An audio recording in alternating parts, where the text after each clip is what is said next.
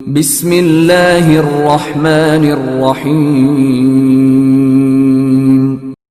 इक़रा बिस्मि रब्बिकल्लज़ी खलक़।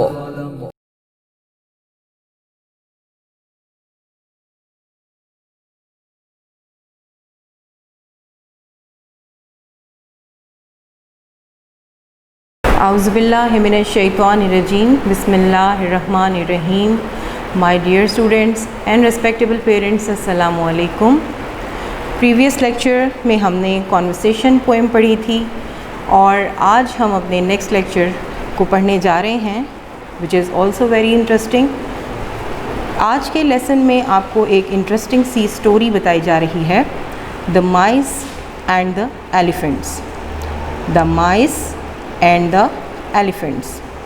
माइस mouse की जमा है। माउस आपने प्रीवियस लेक्चर में कॉन्वर्सेशन पोएम में माउस यानी चूहे के बारे में पढ़ा था। माउस सिंगुलर, माइस प्लूरल। यहाँ पर एलिफेंट्स और माइस जो हैं उनके बारे में बताया जा रहा है। एक ऐसा महल जो बहुत ही खूबसूरत था किसी ज़माने में, और बादशाह के मरने के बाद वहाँ की दीवारें गिर जाती हैं। उस महल के फर्श में कुछ चूहे रहना शुरू कर देते हैं।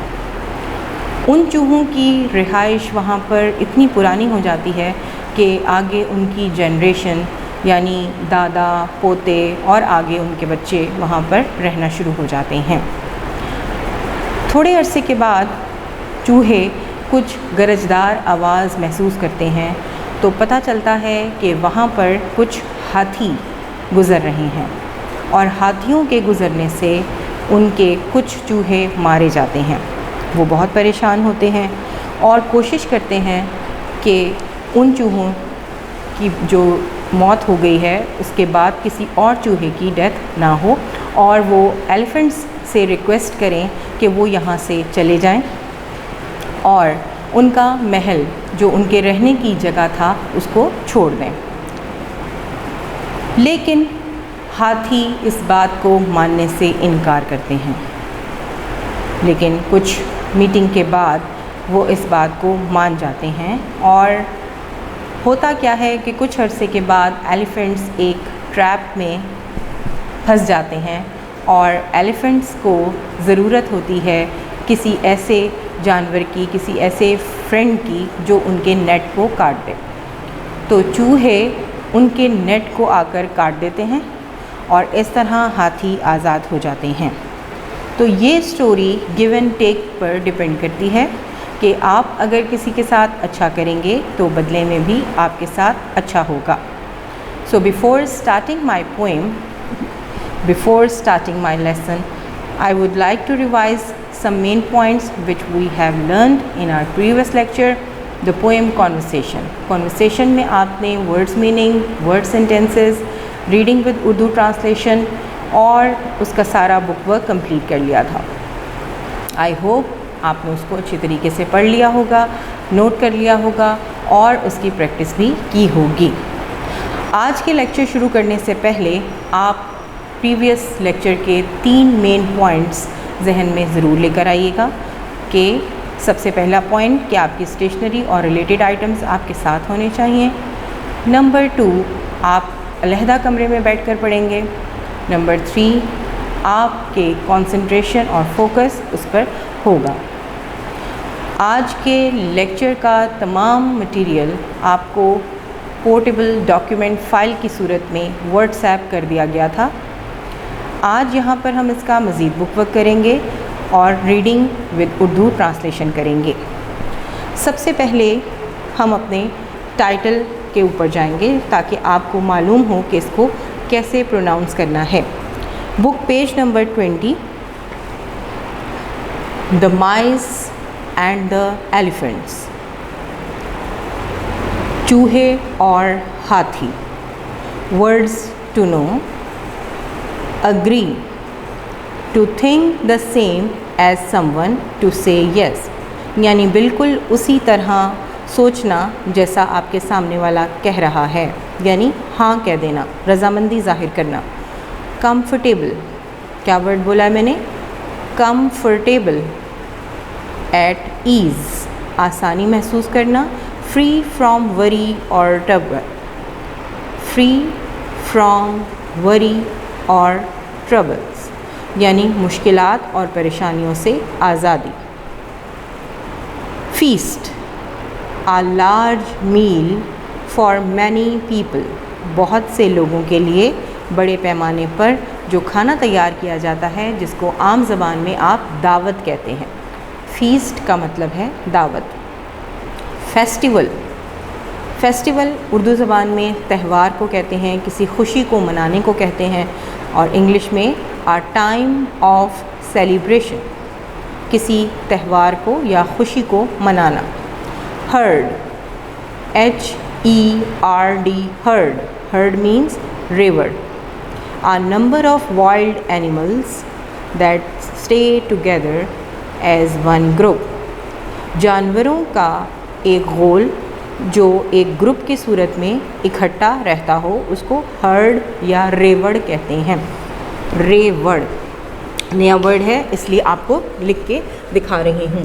रे ये वाओ रे, रेवड़।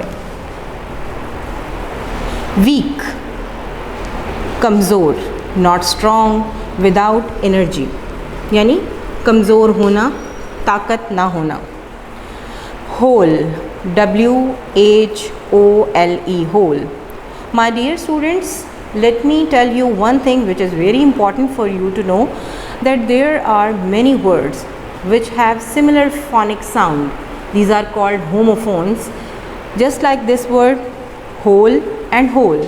Remember, you have already studied the word whole in your previous lecture conversation. Conversation में आपने एक word पढ़ा था whole, HOLE, होल, उसका मतलब है सुराख, और WHOLE का मतलब है तमाम, कंप्लीट, जैसा कि यहाँ पर लिखा है complete. So these were the words to know. Now let's start reading of interesting lesson unit, the mice and the elephants. Hold your lead pencils in your hand and put your finger on the word. Once upon a time, a king lived in a fine stone palace. Palace का मतलब है महल, महल। Once upon a time, एक दफ़ा का ज़िक्र है, एक बादशाह रहता था एक खूबसूरत पत्थरों से बने महल में। After many years, बहुत सालों बाद, the king grew old and died. Grew old, बूढ़ा हो गया, and died, और मर गया, जिसके बारे में मैंने आपको स्टोरी में ब्रीफ किया था। ये उसी किंग की बात हो रही है। बादशाह जो महल में रहा करता था वो बूढ़ा हो गया और मर गया, full stop. Everyone left the palace. हर कोई छोड़कर चला गया। लेफ्ट का मतलब छोड़कर चला गया, पैलेस महल को। Slowly, the walls fell down and soon only the floors were left.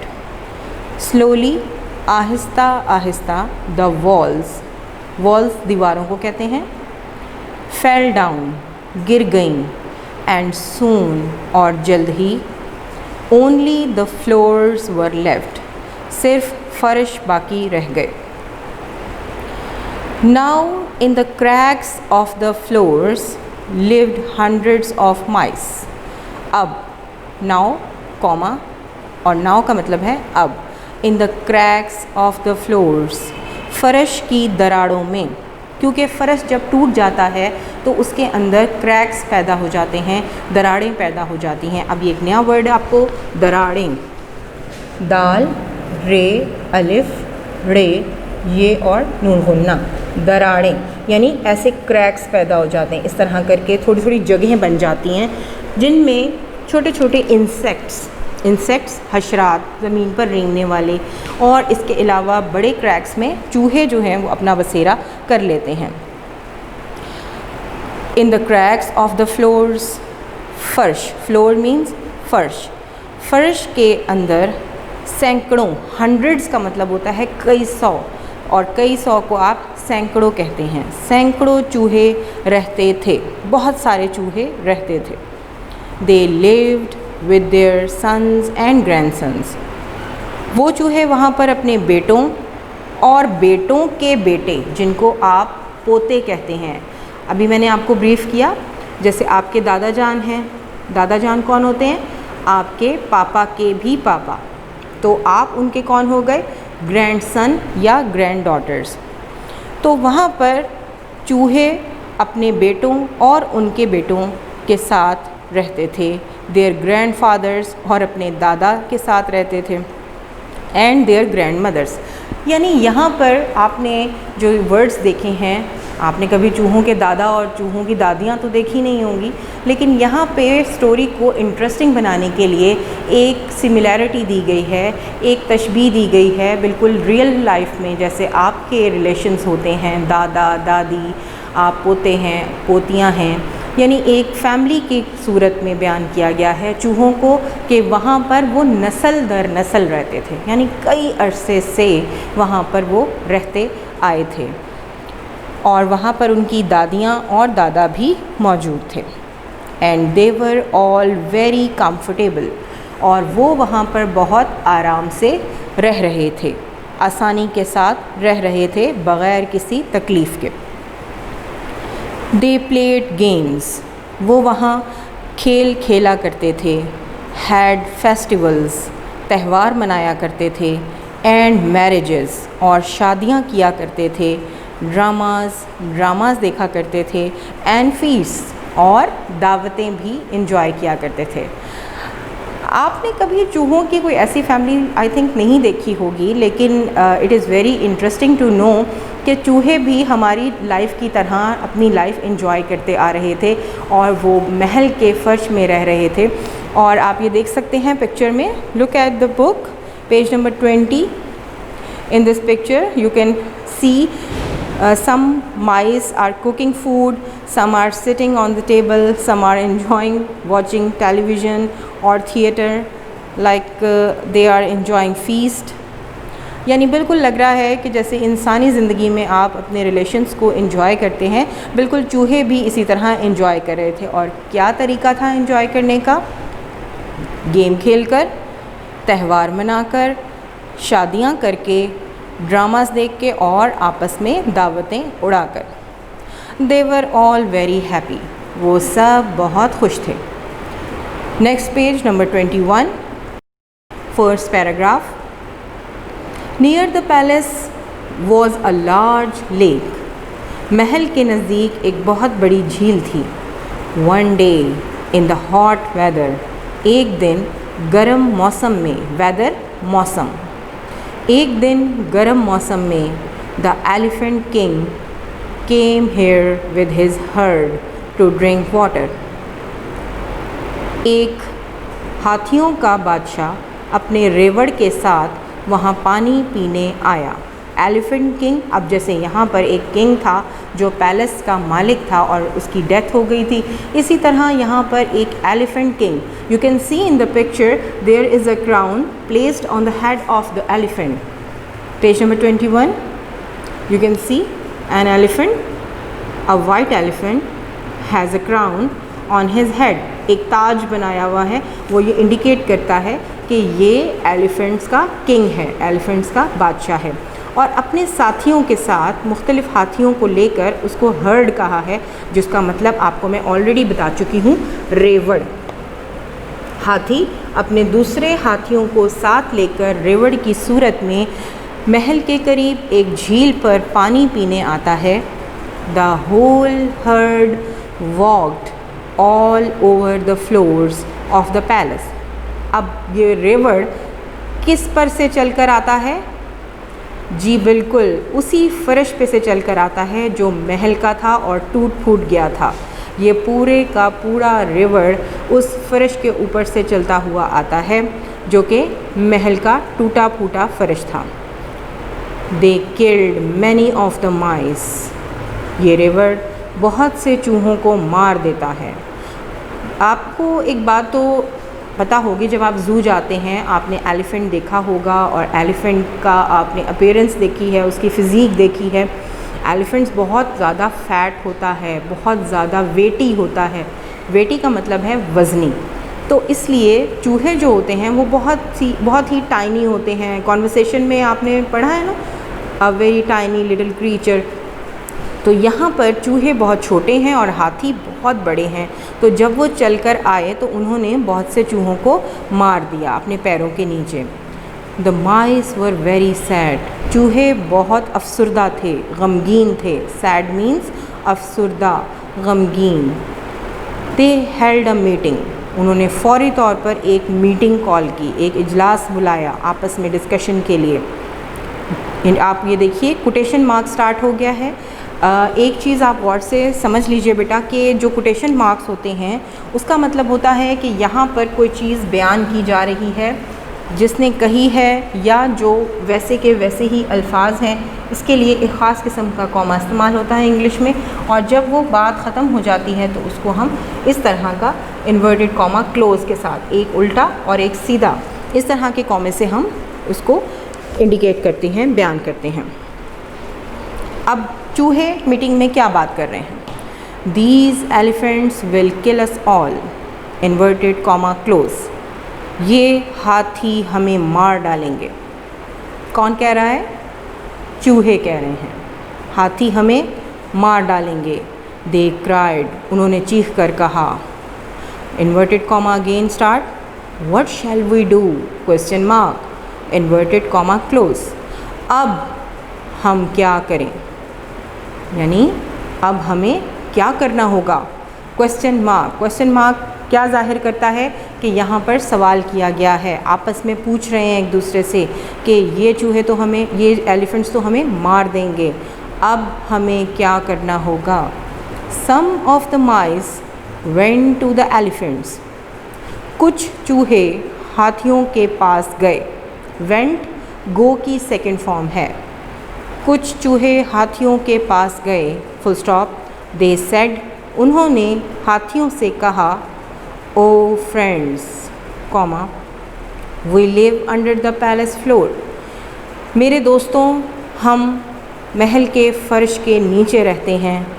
If you walk over the floors on the way to the lake, जब आप झील पर हमारे ऊपर से चलते हुए जाएंगे, वॉक ओवर ऊपर से, फ़र्श के ऊपर से जब आप चलते हुए जाएंगे झील की तरफ, you will kill us all, आप सब तो हमें मार देंगे, आप हमें मार देंगे।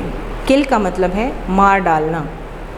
दोबारा से इसकी ट्रांसलेशन, चूहों ने कहा, मेरे दोस्तों, अगर आप झील की तरफ महल के फ़र्श पे से चलते हुए गए तो आप हम सबको मार देंगे। Please go along another path, बराए मेहरबानी किसी और रास्ते से चले जाइए। अनदर दूसरे, पाथ रास्ता, बराए मेहरबानी किसी दूसरे रास्ते से चले जाइए।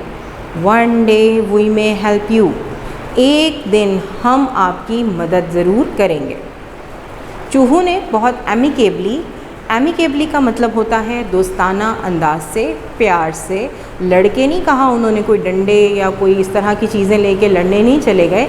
अब आप ये देखिए कि बेशक उनके चूहे मारे गए थे लेकिन वो फ्रस्ट्रेटेड नहीं हुए, वो गुस्से में नहीं आए। उन्होंने बहुत हम्बलनेस शो की, बहुत काइंडनेस शो की, बात करते हुए पोलाइटनेस शो की।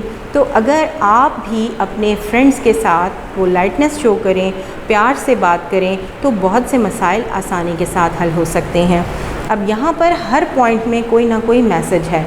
अब इनके बिहेवियर में ये मैसेज है कि हमें किसी से एकदम लड़ाई हाथापाई शुरू नहीं कर देनी चाहिए, क्योंकि लड़ाई से नुकसान होता है, वक्त गुजर जाता है और बात रह जाती है, आपके अल्फाज दूसरों को तकलीफ़ दे सकते हैं। तो चूहों ने पोलाइटली कहा कि प्लीज़ बराए मेहरबानी किसी और रास्ते से चले जाइए। कहाँ चले जाइए? लेक पर पानी पीने। किससे कहा? एलिफेंट से। किसने कहा? चूहों से। My dear students, keep it in mind that in exams MCQs will be unseen. आपके MCQs ऑप्शंस के साथ जो होते हैं वो आपको अनसीन आएंगे. रीज़न इज़ दैट जब आप रीडिंग अच्छे तरीके से कर लेंगे तो आपके जहन में एक एक पॉइंट क्लियर होगा और आप अच्छे तरीके से उसका आंसर दे सकेंगे. लेकिन अगर आपने रीडिंग थॉरली नहीं की, समझ के नहीं पढ़ा, तो आपको पता ही नहीं चलेगा कि इस MCQ में क्या पूछा गया है. One day we may help you, एक दिन हम आपकी ज़रूर मदद करेंगे.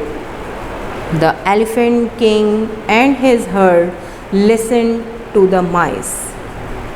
बादशाह, हाथी और उसके साथियों ने चूहों की बात को सुना. And agreed to use another path, और रज़ामंद हो गए दूसरा रास्ता इख्तियार करने के लिए. यानी मान गए कि ठीक है, अगर आप कहते हैं तो हम उस रास्ते से पानी पीने नहीं जाएंगे, हम दूसरा रास्ता ले लेते हैं वहाँ जाने के लिए. बात ख़त्म हो गई, कोई लड़ाई नहीं हुई, प्यार से मामला हैंडल हो गया. अब आगे सुनिए, बहुत इंटरेस्टिंग बात आ रही है. वन डे, एक दिन, the elephant king and his herd were trapped in the forest by some hunters. अब क्या होता है कि एक दिन बादशाह हाथी और उसके रेवड़ यानी उसके दूसरे साथियों के जो रेवड़ था वो पकड़ा जाता है एक जाल में जो किसने बिछाया होता है? शिकारियों ने. हंटर्स कौन होते हैं? शिकारी. हंटर्स शिकारी को कहते हैं और फॉरेस्ट कहते हैं जंगल को. ये आपको वर्ड्स मीनिंग पहले ही भेजे जा चुके हैं. अगर आपको कोई वर्ड मुश्किल लगता है तो आप डिक्शनरी का यूज़ सीखिए, डिक्शनरी इस्तेमाल करने का तरीक़ाकार सीखिए. और हंटर्स शिकारी और फॉरेस्ट जंगल. ट्रैप का मतलब है जाल में फंस जाना, जाल में फंस जाना. ठीक है, ये मैं साथ साथ इसलिए लिख रही हूँ ताकि अगर आपको मुश्किल लगे तो आप यहाँ से कॉपी डाउन कर सकते हैं. अच्छा जी, एक दिन क्या हुआ कि बादशाह हाथी और उसके साथी जो एक रेवड़ की सूरत में थे जंगल में शिकारियों के बिछाए हुए जाल में फंस जाते हैं. दे वर टायर्ड अप विद रोप्स, और वो रस्सियों में जकड़ लिए जाते हैं, बंध जाते हैं. टाइड अप बंध जाते हैं, रोप्स रस्सी. आपने पिक्चर में देखा है 21 पेज पे. यहाँ पर आपको कुछ एलिफेंट्स नज़र आ रहे हैं और उनके ऊपर रस्सियाँ बंधी हुई नज़र आ रही हैं और यहाँ पर वो ट्रैप में फंसे हुए दिखाई दे रहे हैं और वो रस्सियों में फंस जाते हैं.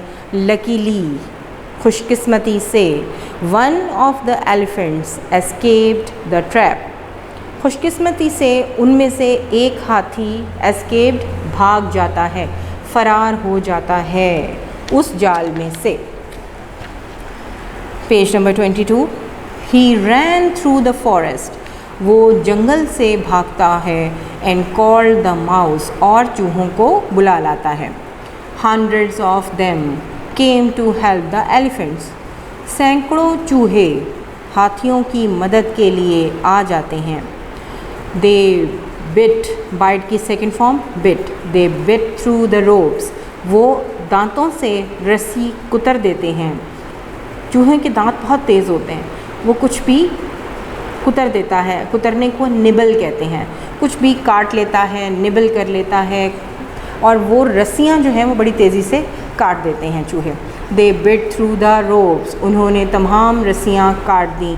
And set the elephants free, और हाथियों को आज़ाद कर दिया. सेट द एलिफेंट्स फ्री, हाथियों को आज़ाद कर दिया. The elephants thank the mice, हाथियों ने चूहों का शुक्रिया अदा किया. And they remembered the old saying, और उन्होंने पुरानी कहावत को याद किया. क्या कहावत थी? कोलन्स लग गए हैं, कहावत बयान हो रही है, कॉमा भी.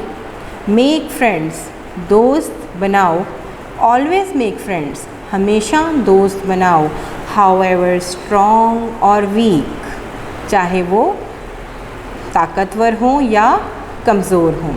ज़रूरी नहीं कि आप सिर्फ़ ऐसे ही लोगों को दोस्त बनाएं जो बहुत ज़्यादा एनर्जेटिक हों, बहुत पावरफुल हों, बज़ाहिर उनका स्टेटस बहुत हाई हो, लेकिन आपको हमेशा ऐसे लोगों को भी दोस्त बनाना चाहिए जो देखने में बेशक वीक हों, जो इतने पावरफुल ना हों, लेकिन एक ना एक दिन दोस्त ही दोस्त के काम आता है। तो this is the moral of the story. इखलाकी सबक हमें मिलता है कौन कौन से, कि नंबर 1, कभी भी किसी भी परेशानी में एकदम से घबराना नहीं चाहिए, लड़ने के लिए तैयार नहीं हो जाना चाहिए। नंबर 2, हमेशा हिम्मत और हौसले से चलना चाहिए।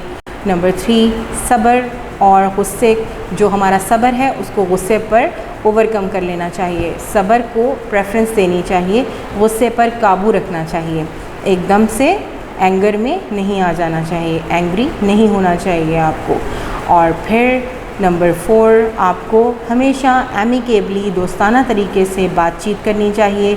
अगर किसी ने आपका दिल भी दुखाया है, अगर किसी ने आपके साथ बुरा भी किया है, तो आपके इखलाक से हो सकता है कि वो अपनी गलती पर शर्मिंदा हो जाए और उसकी तलाफ़ी करे।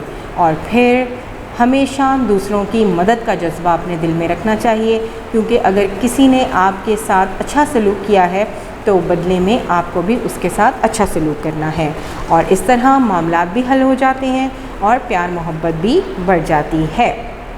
सो this is the story of the mice and the elephant with Urdu translation. My dear students, question answers आपको पहले ही भेजे जा चुके हैं। इसके अलावा वर्ड्स मीनिंग और वर्ड सेंटेंसेस भी आपने कर लिए होंगे। अब हम इसके बुक वर्क की तरफ आते हैं। Hold your pencil and have a notebook with you, page number 22। Question number 2 है, say whether the following sentences are true और फॉल्स। बताइए कि क्या ये जुमले सच हैं या झूठ। कहानी के हिसाब से जहन में बात रखते हुए आपने इन जुमलों पर गौर करना है।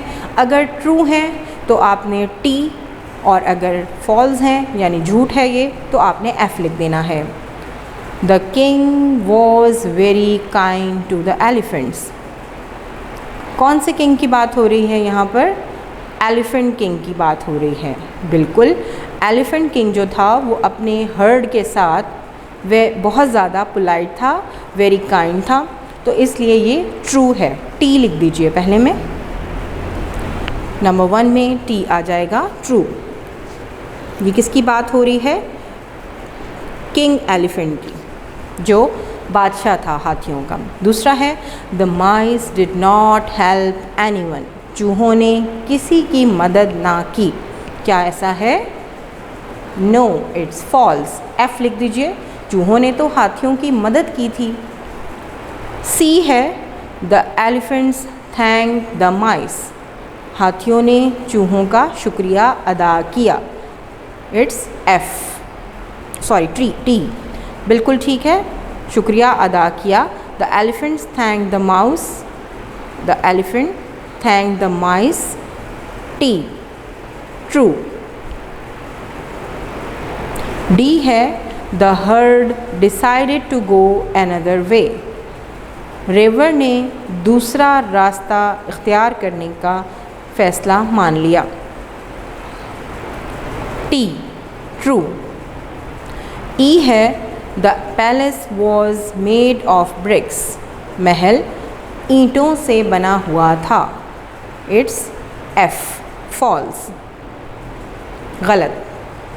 तो इस तरह A true, B false, C true, D true, E false.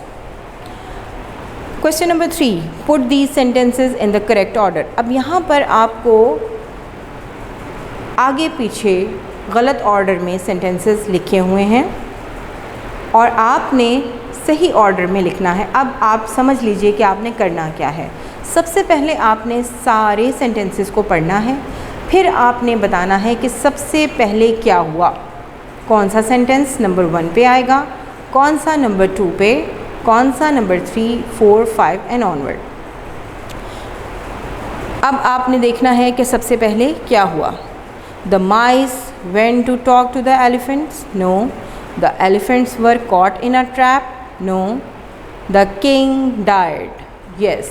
The king died, ये नंबर 1 है, इसके ऊपर आप नंबर 1 लिख लीजिए ताकि जब आप इसको सही ऑर्डर में लिखेंगे तो आप इस तरह लिखेंगे। देखिए नंबर 1, द किंग डाइड। अब दूसरे नंबर पे जो सेंटेंस आ रहा है, यानी सबसे पहले क्या हुआ था, स्टार्ट में, बिगिनिंग में जो आपको बताया गया उसमें क्या था कि द किंग डाइड, बादशाह मर गया। कौन सा बादशाह? जो महल में रहता था। Number 2, the palace wall fell down. The palace walls है, इसमें एस का इजाफा कर देते हैं यहाँ पर, और वॉल्स है, ये वॉल नहीं है। द पैलेस वॉल्स मीन दीवारें। The palace walls fell down, महल की दीवारें गिर गईं। नंबर 3, द एलिफेंट्स किल्ड सम माइस। हाथियों ने कुछ चूहे मार दिए। नंबर 3 पर ये आएगा। Number 4, the mice held a meeting. फिर चूहों ने एक मीटिंग मुनक्किद की। Number 5, the mice went to talk to the elephants. चूहे बातचीत करने के लिए गए, किससे? हाथियों से। Number 6, the elephants were caught in a trap. फिर हाथी जो थे वो एक जाल में फंस गए। उसके बाद नंबर 8 पर आपका आएगा, नंबर 7 पर, one elephant called the mouse. One elephant called the mouse. Number 8, the mice bit through the ropes of the trap. ये बुक पर ही हैं, आप देखते जाइए। ये मैंने आपको इसलिए मिसाल के तौर पर समझाने के लिए ये 6 लिख दिए थे। अब मैं बोल रही हूँ और आप उसके ऊपर नंबरिंग करते जाइए ताकि जब आप नोटबुक में लिखेंगे तो बिल्कुल इसी तरह का पैटर्न होना चाहिए। आपकी नंबरिंग होनी चाहिए सेंटेंसेस की, और फिर आपके बाकी सेंटेंसेस इसके नीचे आएंगे। Number 7, one elephant called the mice. Number 8, the mice bit through the ropes of the trap. और इसके बाद है, पूरे हो गए ये जी। तो इस तरह नंबर 8 तक आपके पूरे हो गए हैं। यहाँ नंबर 6 तक लिखे हुए हैं, 2 जो रह गए थे वो मैंने आपको बता दिए हैं। अब आपने book page number 23 fill in the blanks, खाली जगह को पुर करना है।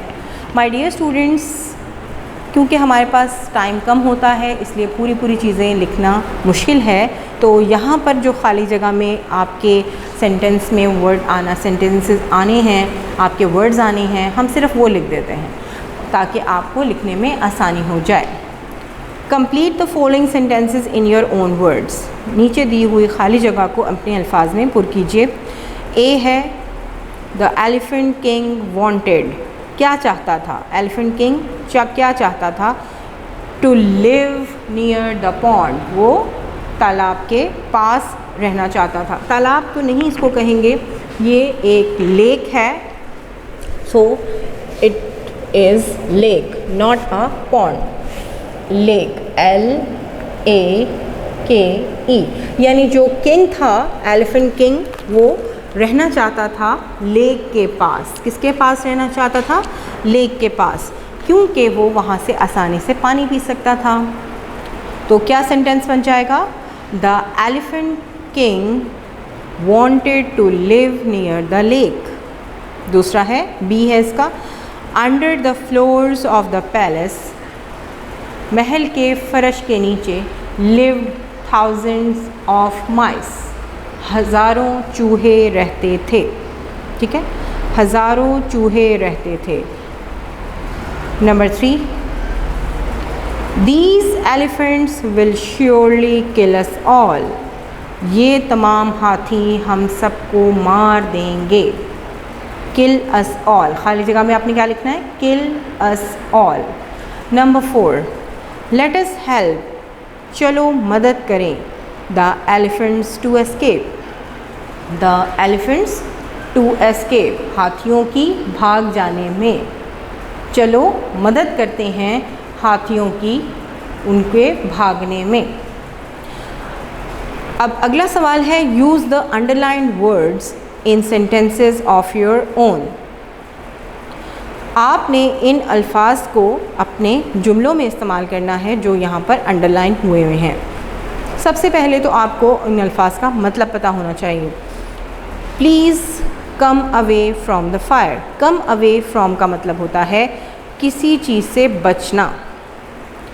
यहाँ पर जुमले का मतलब है प्लीज़ आग से बचो, दूर रहो। अब यहाँ हमने जुमला बनाया है, please come away from the burner. Burner चूल्हे को कहते हैं, जो आपके घर में स्टोव होता है, चूल्हा होता है, उसको बर्नर कहते हैं।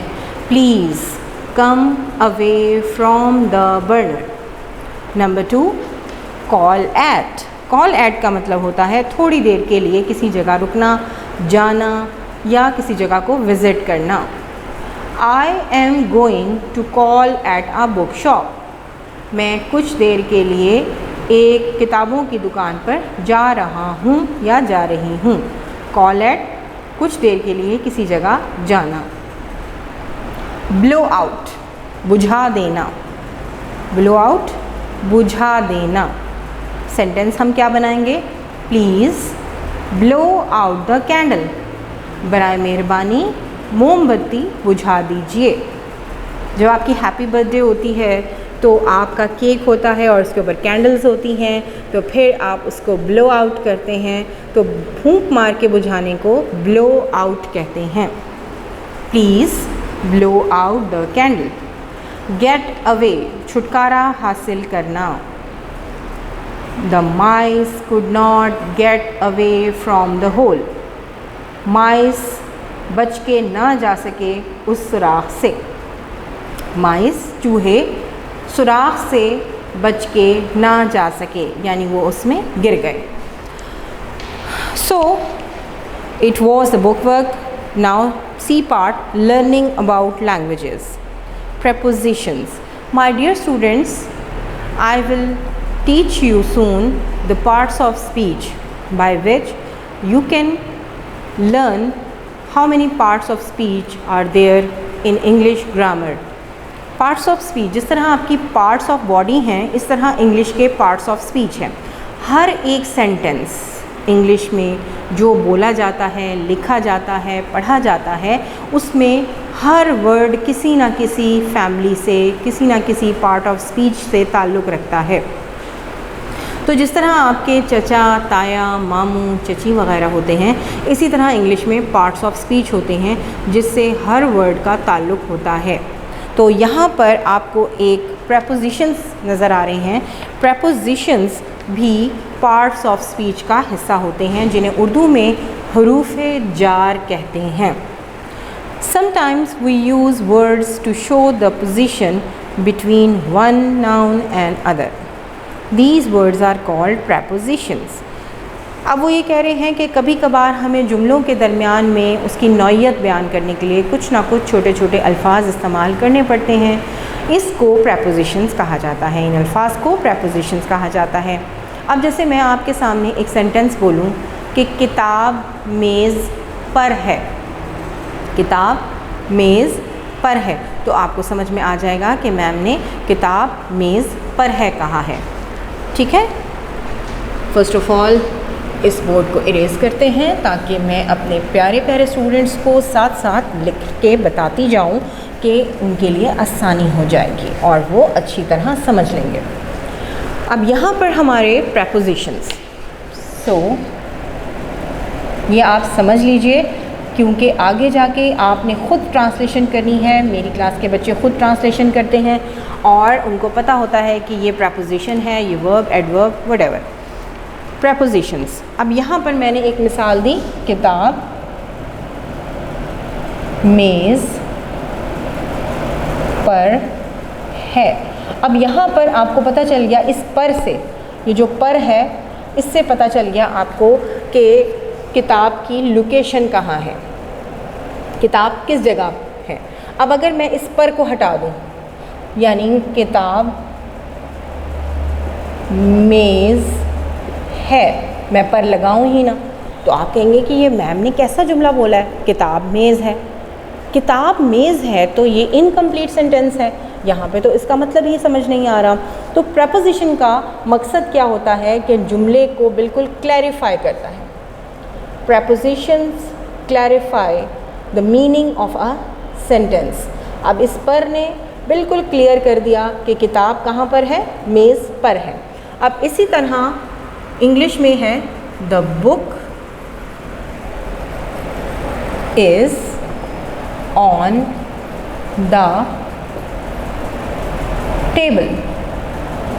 अब यहाँ पर जो ये ऑन है ये क्या है, प्रपोजिशन है।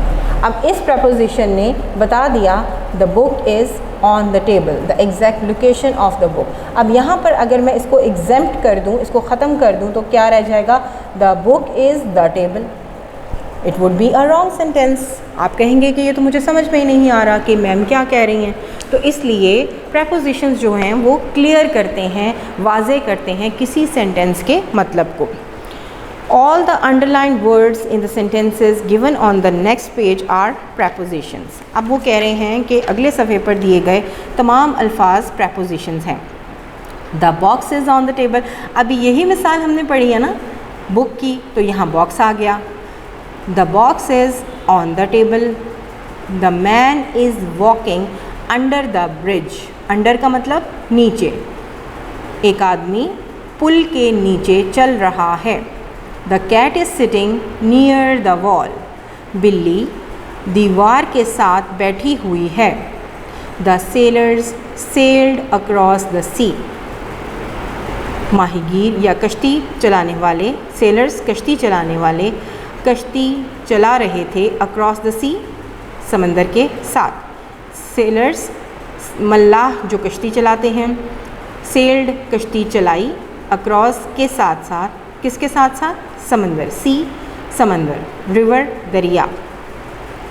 तो यहाँ पर अंडरलाइन वर्ड्स कौन कौन से हैं, ऑन, अंडर, नियर, अक्रॉस, ये सब क्या हैं, प्रपोजिशंस। अब सवाल है put suitable propositions in the following sentences, use the words in the box. नीचे दिए हुए बॉक्स में जो वर्ड्स हैं उनको इस्तेमाल करते हुए आपने खाली जगह को पुर करना है। और ये सब क्या हैं, प्रपोजिशंस। मतलब समझ लीजिए, सबसे पहले वर्ड का मतलब डाउन मीन्स नीचे, फ्रॉम की तरफ से, इन में, अप ऊपर, ऑन पर। Rahman is coming home dash the market. Rahman market से घर आ रहा है। अब यहाँ पर से, जैसे मैंने आपको बताया, from, Rahman is coming home from the market. B है the teacher wrote on the blackboard. उस्ताद साहब तख्ता स्याह पर लिख रहे थे, या उस्ताद साहब ने तख्ता स्याह पर लिखा। राइट की second form wrote, W silent है। सी है Ayesha ran quickly dash the hill. Ayesha तेज़ी से पहाड़ पर चढ़ी।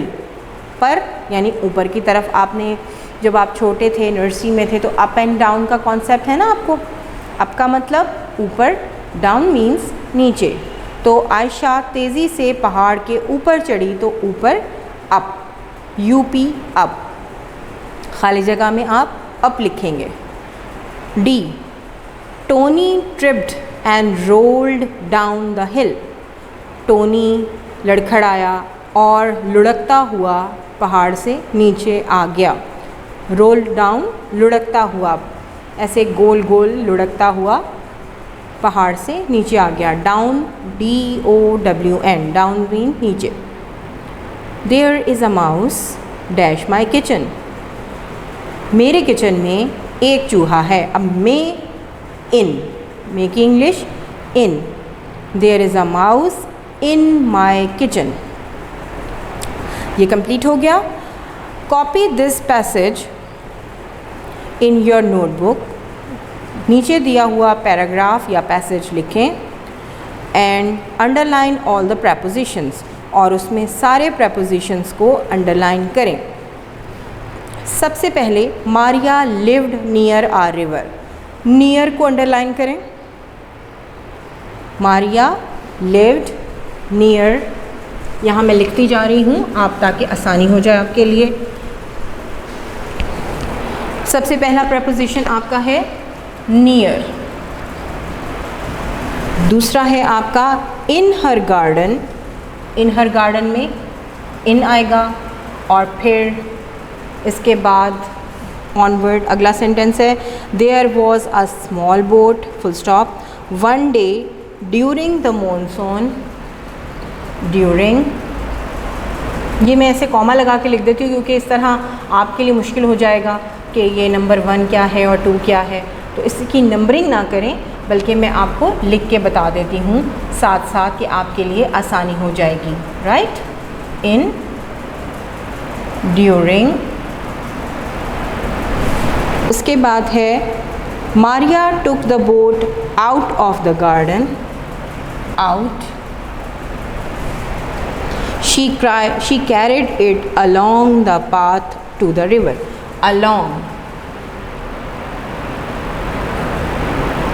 along to the path to the river. She put the boat in the water. In, she jumped off the bank into the boat. Into, ठीक है, ये आपके प्रपोजिशंस थे। यहाँ पर आप इसको अंडरलाइन करते जाएंगे और इनको आपने अच्छे तरीके से समझना है। अब नीचे आपको लिसनिंग एंड स्पीकिंग में आ जाएगा, read the words aloud. Hat, hate, mad, made, tap, tape, Sam, same, can, cane, wall, well. यहाँ पर प्रोनंसिएशन की बात आ रही है। प्रोनंसिएशन का मतलब है कि आप किसी लफ्ज़ को किस तरीके से बोलते हैं। इसकी प्रैक्टिस करनी है आपने बोल के, क्योंकि हर एक वर्ड्स के स्पेलिंग मुख्तलिफ हैं और उनकी आवाज़ मुख्तलिफ है। Page number 25, complete these questions using your own words. नीचे दिए हुए सेंटेंसेस में अपने अल्फाज से खाली जगह पुर कीजिए। मे आई डैश प्लीज़, क्या मैं, अब आपने मे आई का मतलब याद है आपको, कॉन्वर्सेशन में मैंने आपको सिखाया था। मे का मतलब है दरख्वास्त करना। मे आई, अब यहाँ पर आप कुछ भी लिख सकते हैं। May I drink water please, may I pick my pencil please, may I go to washroom please. ठीक है, may I throw the pencil shaves please, कुछ भी लिख सकते हैं। May I pick my pencil please, कुछ भी लिख सकते हैं आप, लेकिन सही सेंटेंस होना चाहिए। Won't you come in, won't means will you not come in, आप इसमें डैश में लिख दीजिए कम इन, क्या आप अंदर नहीं आएंगे। आप यहाँ पर वोंट यू कीप क्वाइट भी लिख सकते हैं, वोंट यू सिट डाउन भी लिख सकते हैं, won't you drink a glass of water भी लिख सकते हैं, कुछ भी लिख सकते हैं, लेकिन होना सही चाहिए। Will you please sit down, will you please sit down, will you please keep quiet, will you please shut the door, आप कुछ भी लिख सकते हैं इनमें से। तो यहाँ पर क्वेश्चन मार्क लगा हुआ है, इसलिए आपको ख्याल रखना है कि आपका जो वर्ड है आपका इसके साथ अटैच किया हुआ, ज्वाइन किया हुआ वर्ड करेक्ट हो। Number 3, listen carefully, your teacher will tell you to ask for something, use one of the phrases above and ask your question. देखिए, बिल्कुल वही बात जो मैं अभी आपको बता रही थी कि आपने परमिशन के लिए जब अपनी टीचर को अप्रोच करना है, उनसे बात करनी है, तो आप मे का वर्ड इस्तेमाल करेंगे। अब वो कह रहे हैं कि use one of the phrases above, ऊपर दी हुई फ्रेजेस में से एक फ्रेज़ को इस्तेमाल करते हुए आप एक क्वेश्चन बनाएं जो आप अपनी टीचर से करते हैं। अब ऊपर आपने मे को इस्तेमाल करना है, क्या इस्तेमाल करना है? जैसे आप परमिशन लेते हैं, आप अपनी मम्मा से भी और पापा से भी ये वर्ड्स यूज़ कर सकते हैं। बड़ी बहन से, दादी से, दादा से और जितने भी आपके रिलेशंस हैं, आप एक अच्छे तरीके से, एक डिसेंट तरीके से जब गुफ्तगू करेंगे तो आप उसमें मे का लफ्ज़ इस्तेमाल कर सकते हैं। May I go out mother, may I go out, may I help you. आपकी मम्मा जब किचन में काम कर रही हों और वो बहुत ज़्यादा थक गई हों तो आप उनको हेल्प के लिए रिक्वेस्ट कर सकते हैं। किस तरह? अम्मी मे आई हेल्प यू। जैसे आपके फ़ादर कोई काम कर रहे हैं या अपनी गाड़ी को मेंटेन कर रहे हैं, आपके संडे को हर घर में कोई ना कोई अपनी कार मेंटेनेंस होती है, गाड़ी धुलती है, बाइक धुलती है, तो आप अपने फ़ादर को भी हेल्प आउट कर सकते हैं। किस तरह? अब्बू या पापा या डैडी, जो भी आप अपने फ़ादर को कहते हैं। अब्बू may I help you, may I help you please, क्या मैं आपकी मदद कर सकता हूँ? तो देखिएगा कि आपके पेरेंट्स कितना खुश होते हैं इस बात से। छोटे छोटे सेंटेंसेस आप बोलें तो ही जाके आप बड़े सेंटेंसेस बोल पाएंगे। ई पार्ट है composition. Do you help other people? Right about it. क्या आप दूसरों की मदद करते हैं? इसके बारे में लिखिए। ये आपने अपनी जहन में सोचना है। जब हम स्कूल खुलेंगे तो ये आइडियाज़ शेयर करेंगे। You can write about how you help somebody every day और how you help someone in the past. आप लिख सकते हैं कि आप रोज़ाना किस तरह लोगों की मदद करते हैं या माजी में आपने किस तरह लोगों की मदद की। रोज़ाना आप किस तरह मदद कर सकते हैं? How I help my mother at home. बिल्कुल सही, वही बात जैसे मैंने अभी आपको बताई। पेज नंबर 25 पे पिक्चर में एक मदर हैं जो कपड़े धो रही हैं और उनके साथ उनका बेटा है जो उनकी हेल्प कर रहा है कपड़े फैलाने में या कपड़े तय करने में। तो मम्मा के साथ आप कैसे उनकी हेल्प कर सकते हैं घर पर? How I help in the garden. मैं अपनी मदर की गार्डन में कैसे हेल्प कर सकता हूँ? How I help my friends at school. School में मैं अपने फ्रेंड्स की कैसे मदद कर सकता हूँ कि अगर कोई चीज़ उनको नहीं समझ आ रही या उनको समझने में कोई चीज़ मुश्किल हो रही है तो मैं किस तरीके से उनकी मदद कर सकता हूँ। One day in the past. माजी में आपने अगर किसी की मदद की है तो कौन से जुमले आपके जहन में होने चाहिए? How I help my friend. मैंने अपने फ्रेंड की मदद कैसे की? How I helped an old lady. एक बूढ़ी औरत जा रही थी सड़क पर तो मैंने उसकी कैसे मदद की? How I help my brother. मैंने अपने बड़े भाईजान की कैसे मदद की या छोटे भाईजान। यहाँ ब्रदर है तो छोटे भी हो सकते हैं और बड़े भाई भी हो सकते हैं। So my dear students, it was unit the mice and the elephants। ठीक है, यहाँ पर the mice and the elephants को आपने अच्छे तरीके से पढ़ लिया, समझ लिया, उसका रीडिंग विद उर्दू ट्रांसलेशन, उसका book work, each and everything. और इससे पहले PDF की सूरत में आपको व्हाट्सएप पे काम भेजा जा चुका था इससे रिलेटेड, वो भी आपने कर लिया होगा। अब आपने इसकी प्रैक्टिस करनी है, इसकी रीडिंग करनी है। आपके लिए इसकी रीडिंग इतनी अच्छी होनी चाहिए कि कहीं से भी आपको MCQs आएँ तो आप उसको आसानी के साथ कर लें। I hope you all will practice this lesson, this unit at home. और आपने अपनी मदर को हेल्प आउट करना है, अपने घर में एक अच्छा माहौल पैदा करना है, बहन भाइयों से लड़ाई नहीं करनी। तो जब स्कूल खुलेंगे तो मैं आपसे ज़रूर इस बात का पूछूंगी। So till the next lecture, Allah Hafiz.